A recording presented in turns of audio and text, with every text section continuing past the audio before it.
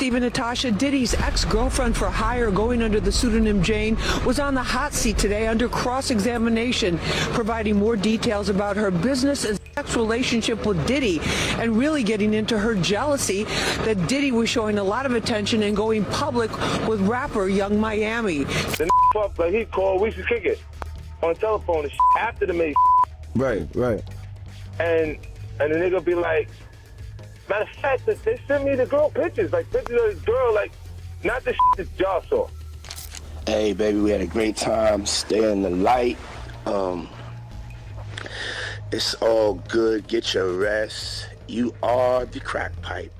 Diddy calls 50 Cent's baby mama his crack pipe in a voicemail that was just broadcast by a federal court. 50 is currently going viral on the internet, drawing the two into a public argument that is completely appending this case. It was shocking to learn how deep this love triangle was and how it was linked to claims of sex trafficking, freak-off parties, and threats of custody for a child caught in the middle. Certainly, 50's reaction is as barbaric, evil, and degrading as one might anticipate. Yet instead of starting with hearsay, this federal conflict started with a voicemail. Diddy said nothing, but 50 Cent created receipts, Instagram posts, parodies, and private retaliation that began with a BMF casting choice. It was not only a secretly taped private talk. There was evidence aired loudly in a federal courtroom. Hey, baby, we had a great time. Stay in the light. It's all good. Get your rest. You are the crack pipe. That's my new name for you, crack pipe. Or should I call you CP? But, yeah. He appears to find romantic appeal in the fact that this voicemail was not from 2006 and that he was calm and not drunk. It was not discovered in the Bad Boy archives, but prosecutors believe the woman who got it was Jane Doe, the anonymous accuser currently testifying. In 2025, it was played in court, fighting against Diddy in his federal trafficking case. But social media and insiders highlight his lack of response. The last straw for fans was Jane Doe's assertions that she was a businesswoman, a Daphne Joy, model, Diddy's ex-girlfriend, and the mother of 50 Cent's son. And they spent 5 days in a hotel room. Said they had dinner on the balcony, they went all the way, and she let him know that she had a child with someone that he knew. This person did not get along with Diddy, but he said that he didn't. We all know that 50 Cent and Diddy were heavily involved. Hearing that revelation wasn't even the worst part of the court recording. You just stay in the light. You know what I'm saying? We had a very, very good time together. Like, so much fun. So much fun. Now go rest up. Get in your bag. You know what I'm saying? Got your contract. Find a nice little spot. Put your mind at ease. And, yeah, I had a great time. Word contract suddenly changed the entire tone. It was no longer merely a nickname or odd flirting, but a financial agreement, a commercial deal, or a romantic transaction. The prosecutor showed text messages from October of 2023 where Diddy said to Jane Doe, "I want to spend the day with you." And she replied saying, "You make it crystal clear what you want me for." And then she asked him, "You're going to spend the day love bombing?" What exactly was this deal? Testimony claims that Diddy was paying Jane Doe $10,000 a month for more than just rent. He was also paying for her clothes, furniture, and veneers. Diddy apparently did this with a number of other women under what insiders now call love contracts. So she admitted she wasn't alone. But for Jane, it was personal because, according to the prosecution, Diddy seduced her with closeness before drawing her into a world of luxury and making her emotionally and physically reliant on him.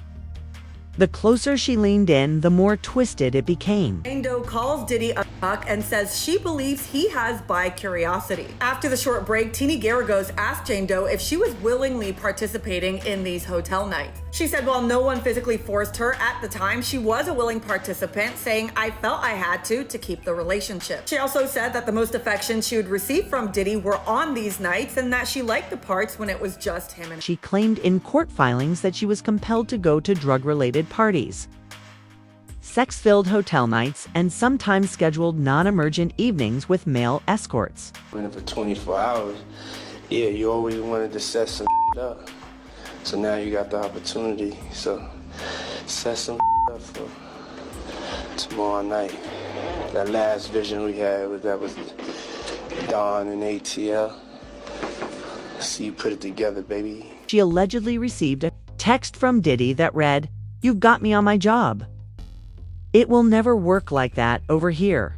She said, "You need to get on your job," making sure she knew exactly what her responsibilities were.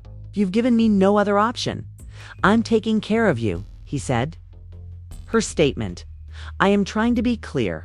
I am going to disappear on you," implied that she had a duty to take care of him and ensure his happiness.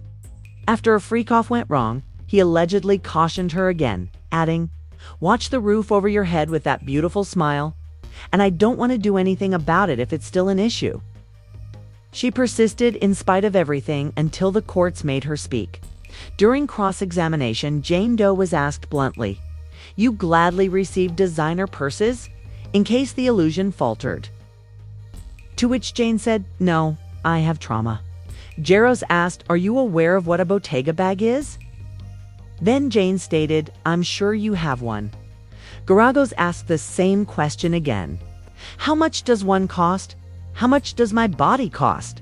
Jane spat back. They then talked about how her jealousy of Young Miami had previously been documented in her notes. She claimed that she was being She claimed that she was being transported in and out like cargo, while Diddy treated Miami like a gem. Going on public dates and making appearances on the red carpet. Diddy's former chief of staff, Christina Koram, and asking if they got along well. She testified that KK actually disliked her and that negatively impacted how Diddy would treat her. She said, "I believe she had strong opinions about me, which influenced a great deal of how Sean also treated me." Now, remember in Jane Doe's testimony how she had said that KK told her to fly to Miami with substances in her bag? Well, the defense team pulled up a text message saying, "It's not written in these texts." Well, Jane Doe confirmed that it did happen, but it happened verbally over the phone. This clarifies why Jane's hostility against Young. Miami was founded on legal leverage in addition to being emotional. Diddy, she claimed, exploited their agreement by accusing her of being manipulative and needy, and she was compelled to endure his nights because he threatened to stop supporting her if she didn't. Her voice cracked once when she described attempting to cover up marks from when he reportedly choked her during a fight with cosmetics. She told the court that despite everything, she still longed for Diddy's attention, but she also said that being in his world was like being in a bubble where nothing felt real. Everything appeared gloomy now. In addition to simply inviting her to events, she said Diddy emailed her instructions on what to pack, what to wear, and when to arrive. He allegedly requested that she enlist more people. She continued to thank him, show up for hotel stays, and send him romantic texts. She added that in order to keep them quiet, he offered them incentives, presents, flights, and rent. She also claimed that he was operating what the prosecution now refers to as a freak-off company, which was a network of women who were forced into transactional sex with ambiguous consent. She also claimed that the love contract was real, which she proved in court, and that when Diddy asked her what she wanted, she accepted his $10,000 offer, which amounted to $15,000 a month. Interview, 48, 910, even if Diddy had helped her launch a fashion line and purchased her furniture, she still had to adopt the lifestyle. She stated in her testimony that she and Diddy agreed to host an all-star night, where their top 3 male performers would perform in a hotel freak show. She emailed him a picture of pink toilet paper that implied she was having a period, and then started making excuses after saying she wanted to go. He answered. They wrote a 2-year contract. Don't ask for money again. When those texts were read aloud, the court fell silent.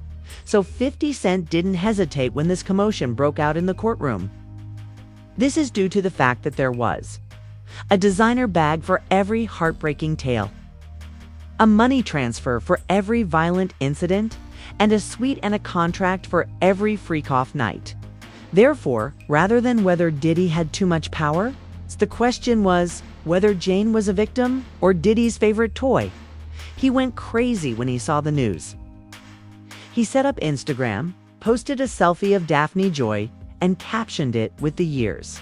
Most witty remark: "Hey, does anyone know who Jane Doe is? I'm trying to look into this." The message was removed within hours.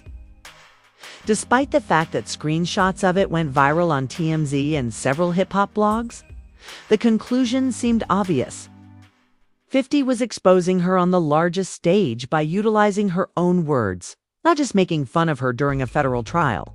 Image, followed by the second post, in which 50 Cent and his son Sire famously left the camera side-eyed and said, "WTF." However, 50 was more than just memes. When he put together his AI squad, he released one of the most savage parodies hip-hop culture has ever seen.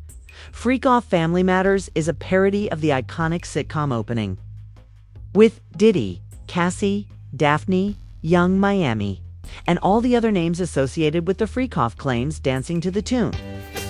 It's a rare condition this day and age to demand a freak off with so much rage. A stranger's addiction that you'll never find. Some people say that he's losing his mind. Well, then there must be some magic juice inside the pleasure. 'Cause all I see is a chocolate thing. Man, they're busting over everything. Days gone by, it's the biggest break of the sand. It first became clear that Diddy and Daphne were more than just acquaintances. 50 Cent took a subtle but bold step in 2023 by casting Young Miami in his own show Yes, BMF, the Black Mafia family drama he executive produces. Most people believed it was only a partnership, but now we're finally seeing it for what it was: a hit job. You should think twice if you believe that 50 was jealous. Daphne continued to live in the mansion that Diddy had bought with monthly payments, and she was still bound by her love contract, despite knowing that Diddy was having an affair with his child's mother. 50 decided to convert it into a streaming check. However, their most degrading role was saved for Father's Day. 50 shared this happy Father's Day little instead of a cute picture or a memory with his son. "I'll soon have complete custody. Tiny little. You'll quickly return to OnlyFans." It was also troublesome because only months prior, 50 had asserted full custody of their son Sire because Daphne was involved in the Diddy case and her name was linked to the inquiry into sex trafficking. Wasn't being silent? In fact, by now the internet had nicknamed her and her next move would backfire. Jane Doe is depicted in Daphne Joy's courtroom artwork. The strange receipts and the leaked testimony, every indication suggested that 50 Cent was the baby mama, and for a split second, it felt like she was drowning in it. Her response, however, wasn't subtle. She shared a personal slogan on Instagram that appealed to all age groups. An electronic yell, she made it clear that she wasn't taking this lying down by denying Lil Rod's claims that she was Diddy's hired prostitute, suing 50 Cent for slander and directly accusing him of raping and abusing her. "After all, you are no longer my oppressor, and God will now." She explained to the jury that love bombing was a very common manipulation pattern that she would get from Diddy, where he would shower her with affection and then he'd want a hotel night. So she responded to him again saying, "I'm not an animal people can F on," and he responds with, "You're crazy." She said that he would call her crazy often, especially if she said she was uncomfortable with doing a hotel night. Requested something. Whether it was money for her child's dental visit, a new couch, or anything else. She claimed to be aware that the cost would be her life. When she declined, we left her there. But Diddy suggested they just go to a movie and reminded her that the cameras were still there. Diddy continues to pay her rent. 50 Cent continues to post memes. And Young Miami continues to ride on the back of Diddy's bike, sobbing, testifying against one of the biggest names in music, and smiling like the queen of... Yes, so I'm just riding around the city, you know. Yep. Riding around the city today, we just celebrating. We outside, we painting the city red. It's Off the Grid, the Love album, Off the Grid, coming out tonight. It's the Super Bowl of R&B. As y'all can see, I'm in my city. And I'm just feeling good. It's a celebration. Feeling vainglorious. Happy birthday to my brother Nas. It's his birthday today. It feels good to be home, good to be putting out great music to all my R&B lovers and fans. Tonight at midnight, it's gonna return to that frequency, that feeling, baby. Yeah. Because despite the fact that everyone is pointing fingers and applauding, the true question is not who is at fault,